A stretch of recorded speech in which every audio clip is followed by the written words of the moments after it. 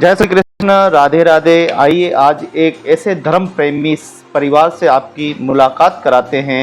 आपको भक्ति की एक ऐसी तस्वीर आपको दिखाते हैं जो अद्भुत है, अतुल्य है।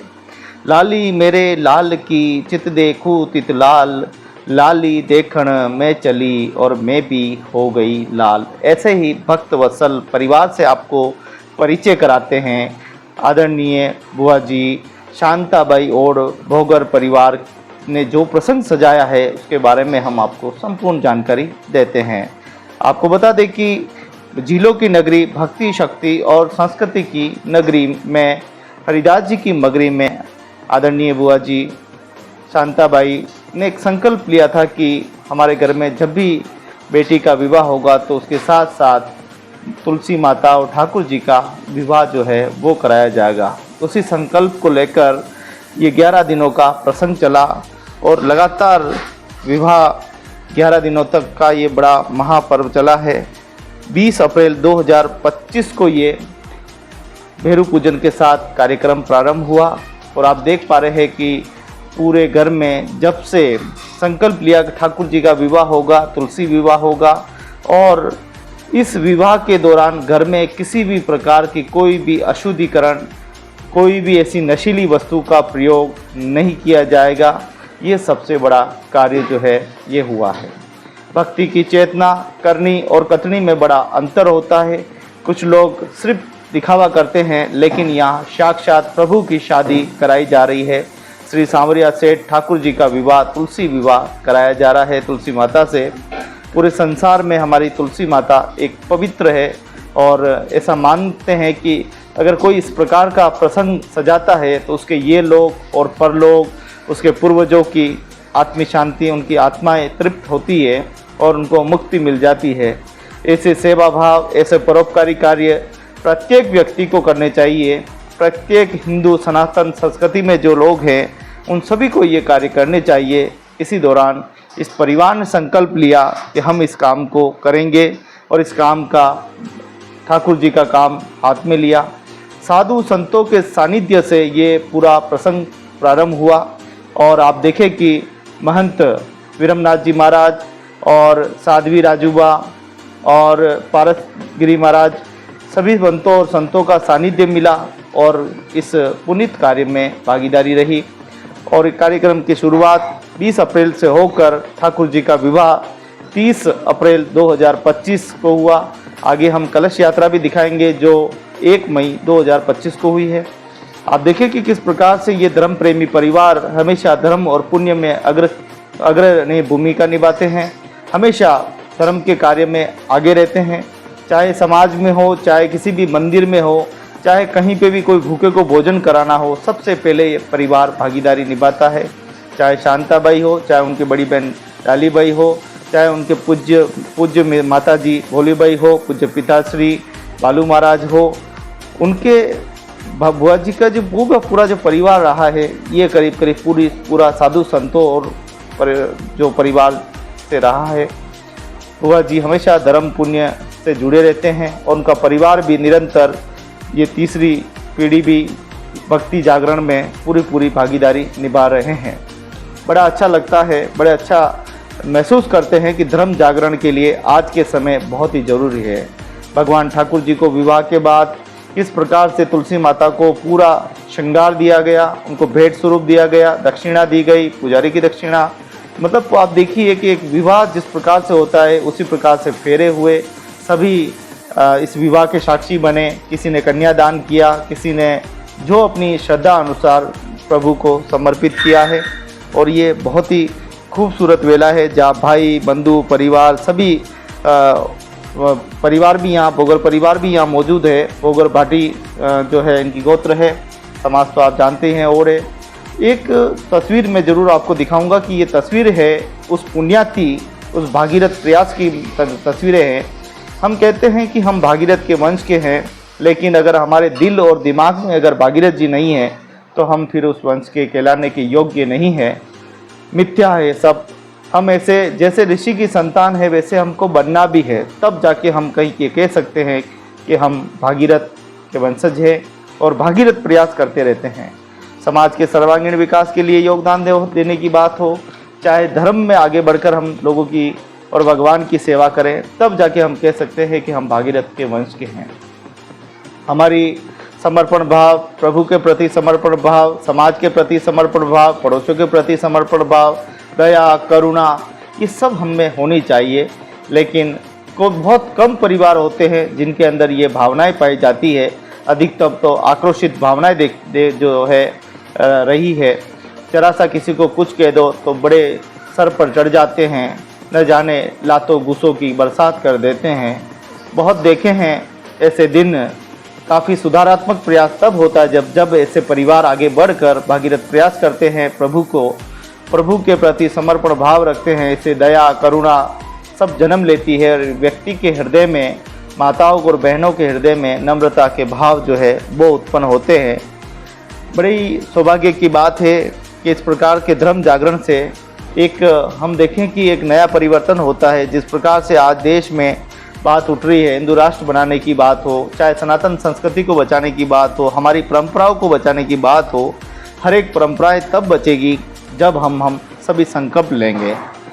बड़े भाई साहब सतीश जी और भाई नरेंद्र सभी ने मिलकर, बड़े भाई साहब तो है नहीं, बड़े भाई साहब तो न जाने कितने ही सालों से कैलाश भाई जो है उनको गुम हो गए हैं, पता नहीं बिना बताए कहीं चले गए हैं।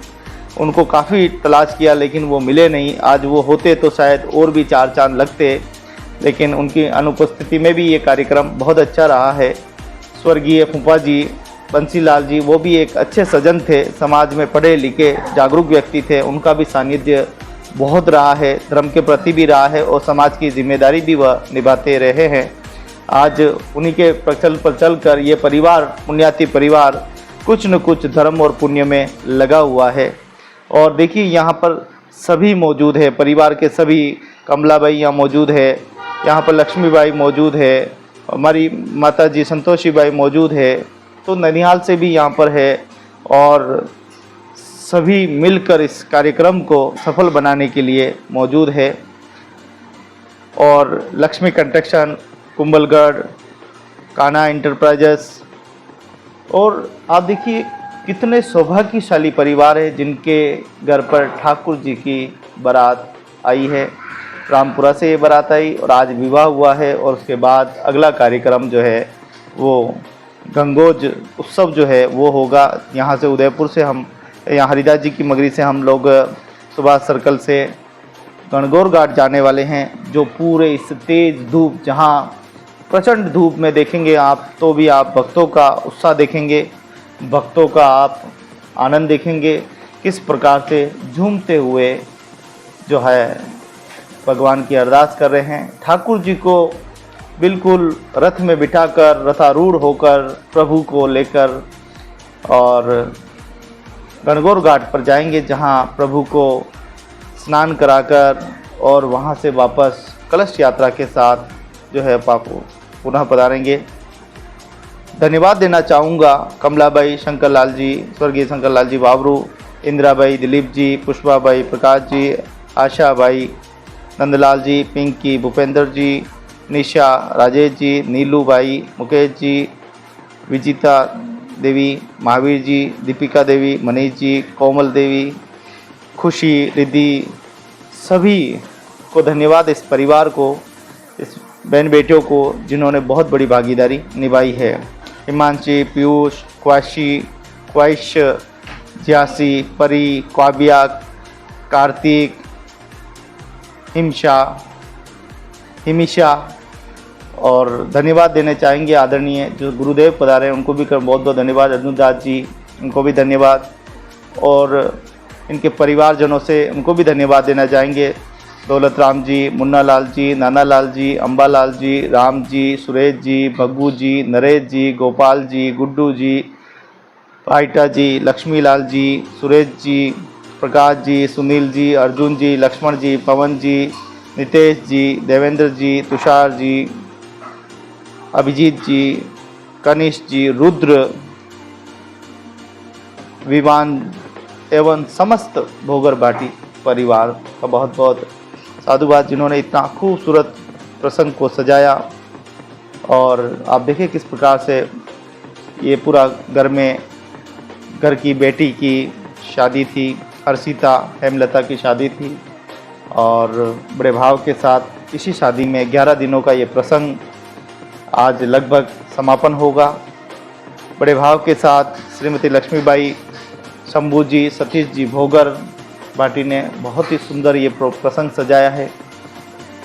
वास्तव में धन्य है वो परिवार जो इस प्रकार से प्रसंग को सजाते हैं, प्रभु को याद करते हैं, प्रभु को स्मरण करते हैं और मानव जाति की और इंसानों की शोभा बढ़ाते हैं। ऐसे परिवार का कोटि कोटि धन्यवाद। खास करके बुआ जी शांताबाई, जिनकी प्रेरणा से आज ये परिवार फल रहा है, फूल रहा है और बड़ी खुशी होती है कि जिस प्रकार से संस्कारित परिवर्तन जो हो रहा है अद्भुत है। तीसरी चौथी पीढ़ी में भी ये परिवर्तन देखा जा रहा है। जहाँ आज के समय भाई भाई आपस में संघर्ष करते मिलते हैं, जहाँ बहनों में संघर्ष है, लेकिन यहाँ पर प्रेम, मित्रता, एकता के सूत्र में पिरोए हुए हैं। ये सारी बातें आदरणीय बुआ जी, उनकी पूज्य माता जी भोलीबाई से सब ये प्रेरणा पाते हैं, वो उन्हीं से प्रेरणा मिली है। माता जी बहुत ही पुण्याती, धर्मार्थी देवी थी इसी समाज में। उनकी माता जी गेंदीबाई उर्फ ज्ञाननाथ जी, वो भी बड़े सेवाभावी थे। उन्हीं की प्रेरणा से हमेशा ये परिवार अग्रणी रहा। भक्ति में इनकी सबसे बड़ी भागीदारी रहती है, चाहे सामाजिक कार्यक्रम हो, सांस्कृतिक कार्यक्रम हो, धार्मिक कार्यक्रम हो, हर कार्यक्रम में बढ़ चढ़कर आपने दान दिया है। आपको बता दें कि कुछ साल 2 साल पहले भगवान ठाकुर जी की जब पालकी बनी थी, आपने चांदी का दान किया था और ठाकुर जी की बहुत ही खूबसूरत पालकी बनाने में बड़ा योगदान दिया। ऐसे कामों में, पुण्याति कामों में हमेशा बड़ा योगदान बुआ जी का रहता है। हमेशा दोनों हाथों से देने का काम किया है। ईश्वर को जितना समर्पण किया है, ईश्वर ने वापस ब्याज सूद समेत वापस भी प्रदान किया है। वास्तव में ऐसी भावनाएं मन में रखने वाले कभी हमेशा आगे बढ़ते ही रहते हैं, कभी निराश नहीं होते हैं। हमेशा सुख और समृद्धि उनके घर में बनी रहती। जिनके घर में साधु संतों का आशीर्वाद बना रहता है, वह धन्य होते हैं वो परिवार जो ऐसे प्रभु के प्रसंग को सजाते हैं। भगवान ठाकुर जी की बारात जब रामपुरा चौराहे से आई मंदिर से और बड़े ही ठाट फाट से शादी हुई और इस समारोह का पूरा सभी ने आनंद उठाया। सभी इसके साक्षी बने, सारे परिवार के लोग साक्षी बने। सारे हम लोगों ने प्रभु को याद किया, जयकारे हुए श्री कृष्ण के।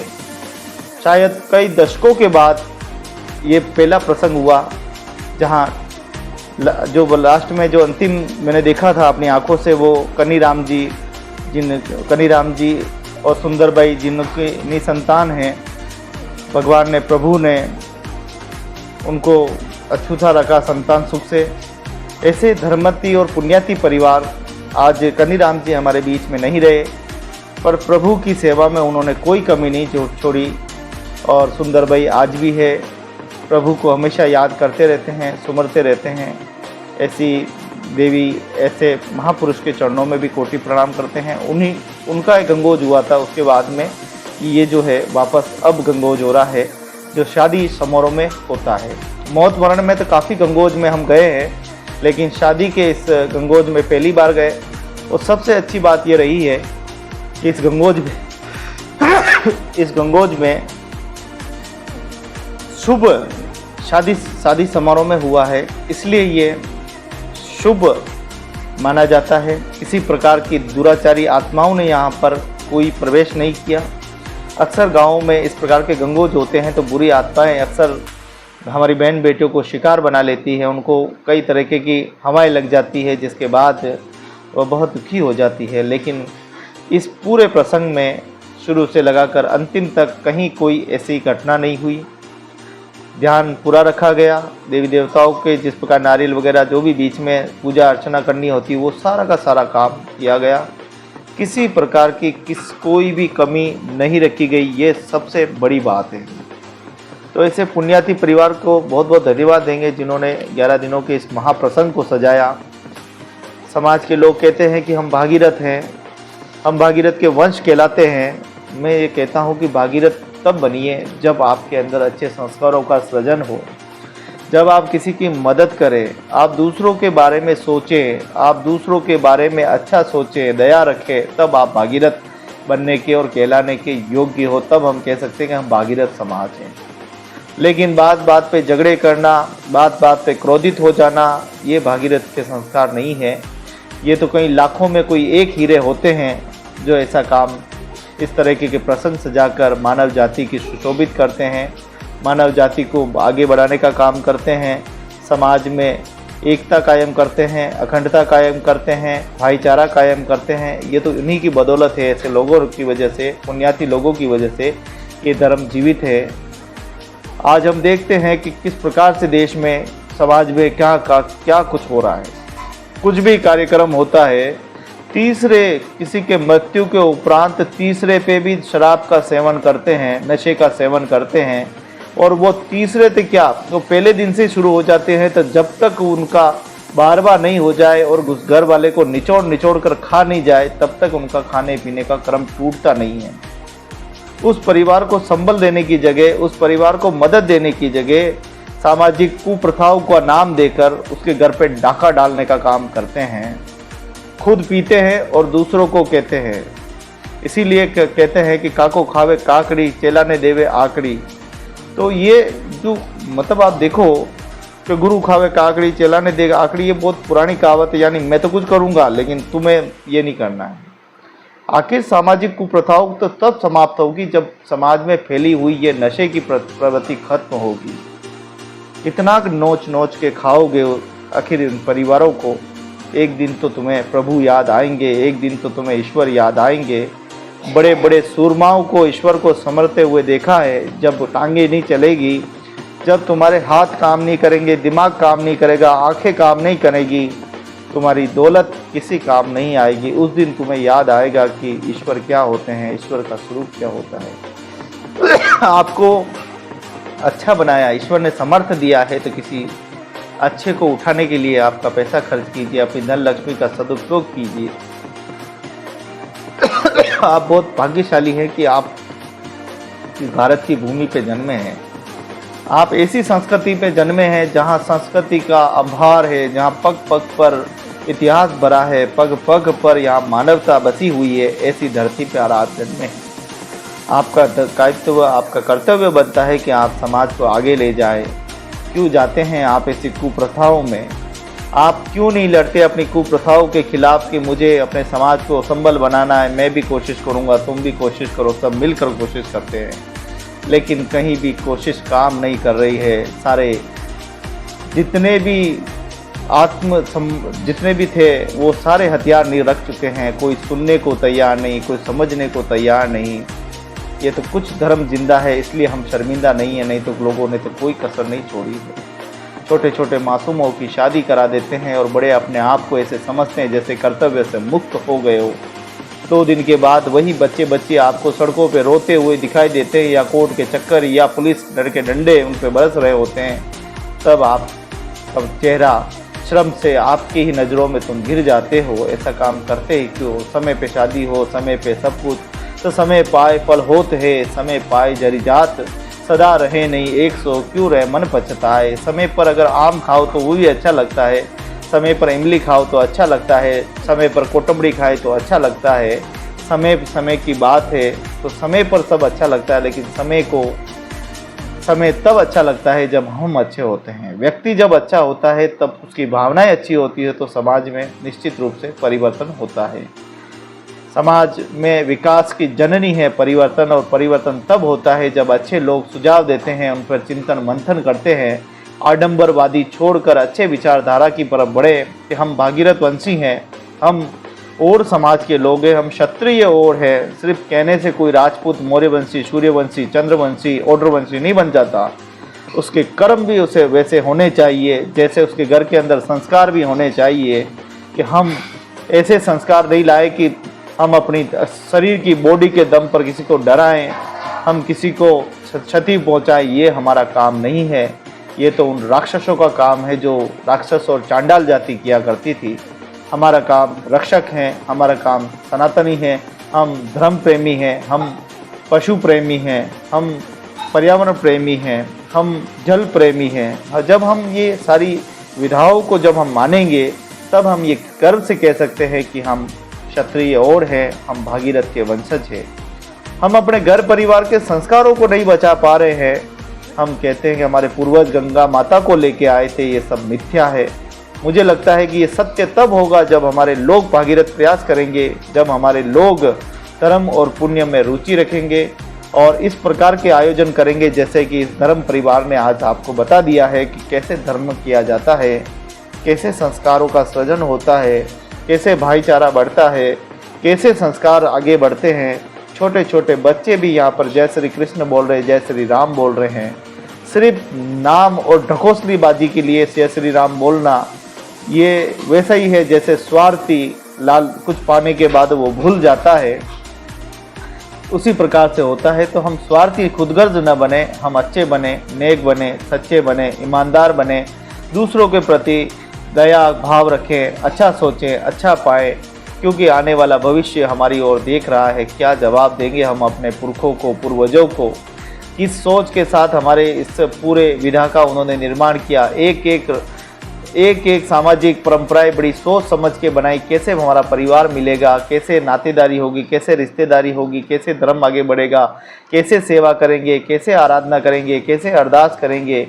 लेकिन जिस प्रकार से ये सामाजिक कुप्रथाओं के कीड़े मकोड़े जिस प्रकार से कुप्रथाएं फैला रहे हैं, दूसरों को तो राय देते हैं लेकिन खुद अमल नहीं करते। ये देखिए छोटे छोटे बच्चे भी यहाँ पर बोल रहे हैं जय श्री कृष्ण, जैसे अच्छे संस्कार बोलते हैं।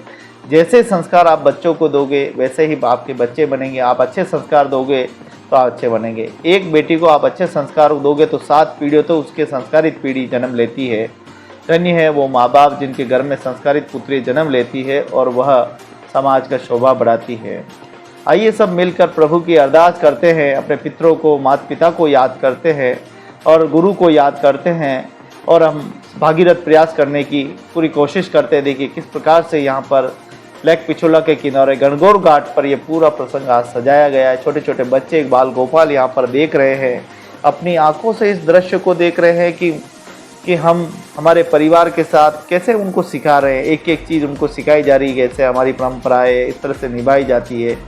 हम नफरत न बांटें, हम प्रेम बांटना सीखें। हम अपने भाई बंधुओं की बात को कानाफूसी नहीं करें, हम अच्छे बने, संस्कार दें उनको, ताकि बच्चे भी ये कहे कि अच्छे फूल, जैसे फूल आप हमारे घर के आंगन में खिलते हैं वैसे ही बच्चे खिलते हैं।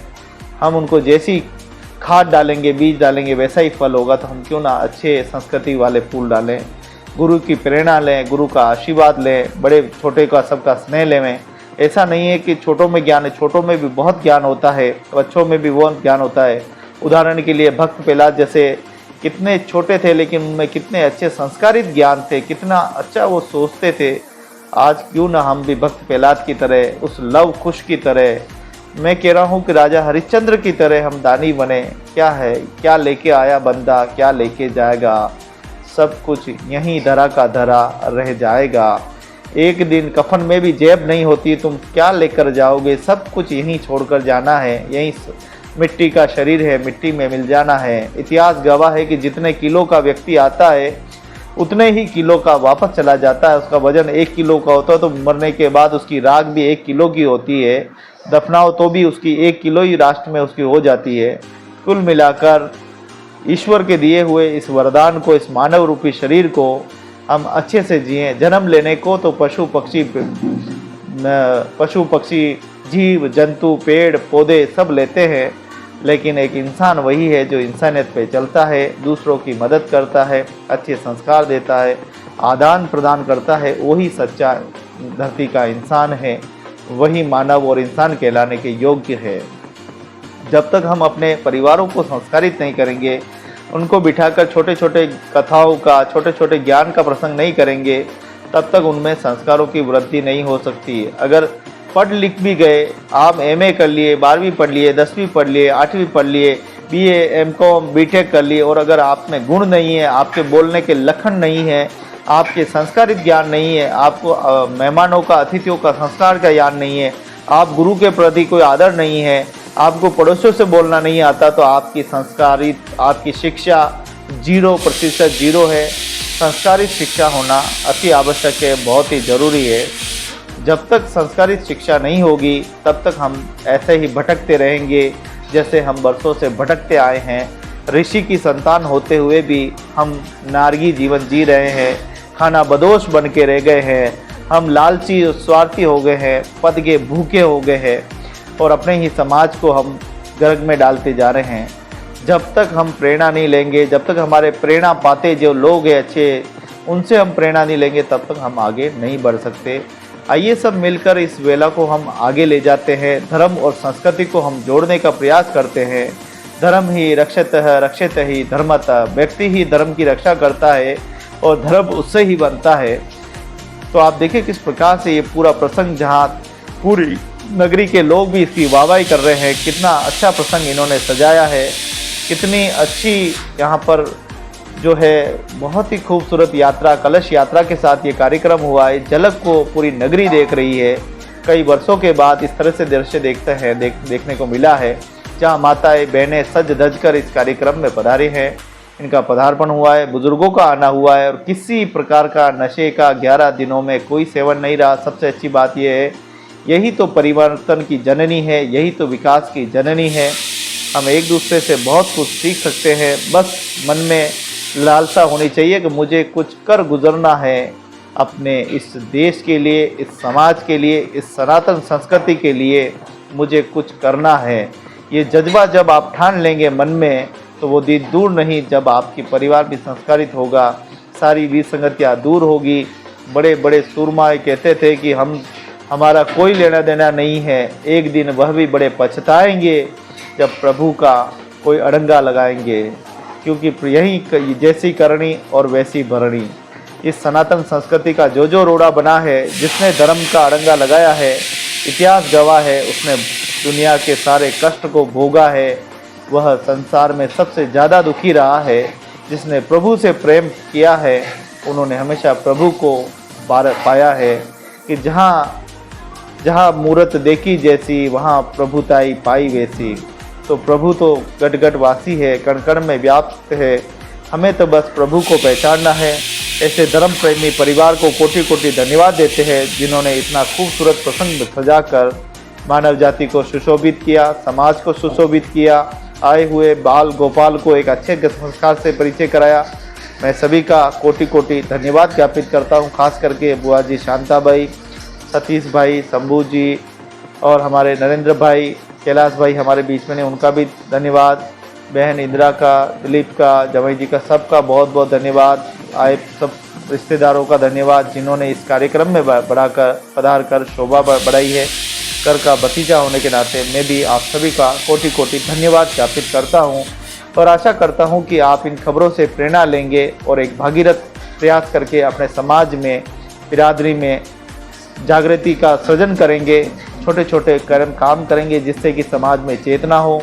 झूठे वादे, झूठी कस्में नहीं खाकर धरातल पे उतरकर काम करेंगे और इस समाज को आगे बढ़ाने का काम करेंगे। यही मैं आशा करता हूँ, आप सभी से उम्मीद करता हूँ कि हमें अपनी पहचान को स्वयं बनानी। हम क्या है, कैसे है, क्या है ये नहीं, हम क्या कर सकते हैं, हम अपने समाज को कैसे अच्छा बना सकते हैं, सामाजिक कुप्रथाओं को छोड़कर एक अच्छे समाज की रचना कैसे कर सकते हैं, उसके लिए अब हमें बहुत ही गहराई से चिंतन मंथन करना होगा। आइए सब मिलकर इस समाज को हम आगे ले जाएं। आप सभी को जय चारभुजानाथ की, जय ठाकुर जी की, जय सगर सम्राट की, जय भागीरथ महाराज की। माँ